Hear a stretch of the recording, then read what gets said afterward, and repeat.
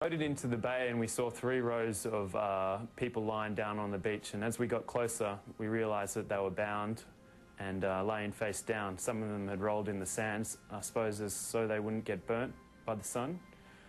They all looked like skin and bones and, you know, in a bad way. The Thai army was feeding them water and taking them down to the sea to go to the toilet, but whenever someone raised their head or sat up, they'd strike them with a whip or with a necklace made of cowrie shells.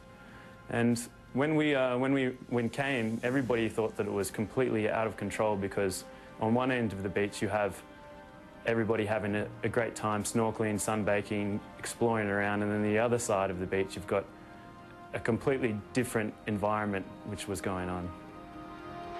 Those photos were only part of the story, though. There was also this video which painted a much darker picture.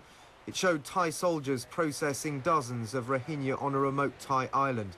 A regional newspaper, the South China Morning Post, claimed it was evidence that the Rohingya were being detained here by the hundreds and then loaded back onto their boats, towed out to sea and abandoned by Thai soldiers.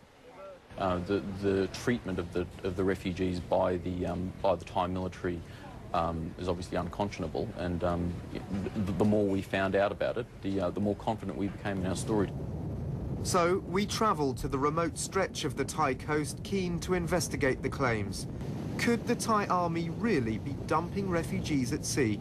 We headed to the island of Koh Sai Dang. It's uninhabited, part of a national park, but there was plenty of evidence that large numbers of people had been detained here. This man helped to guard the refugees for one night on the island. He says we treated them well, we gave them food and whatever they asked for. There seems a lot of evidence that a large number of Rohingya refugees were indeed camped out here at Koh Sai Dang. All around there are discarded shoes and clothes. There's several campfires that look fairly fresh here, as well as food wrapping as well. But the big question is, how did the Rohingya leave? Did they leave voluntarily, or were they towed out to sea by the military? On a nearby island, we found one of the distinctive Rohingya boats abandoned on the foreshore. The Muslim Rohingya have been fleeing Myanmar in rickety boats like this for years, looking for a better life. The boat doesn't prove anything, but it adds to this weight of evidence that we're slowly building up that the Rohingya were definitely here. It looks like that's their boat. We've got locals saying they were kept on the island over there and that the military there, but we still haven't really been able to pin down the key thing in all this, which is whether the military forced them to leave, towed them out to sea and left them to die. That's the one thing that's proving very difficult to nail down. But as we continued to investigate, we got a breakthrough from a source who'd been involved with the army operation to tow Rohingya refugees out to open ocean. We were given this series of compelling photos taken by someone who said he'd been involved with dumping refugees at sea.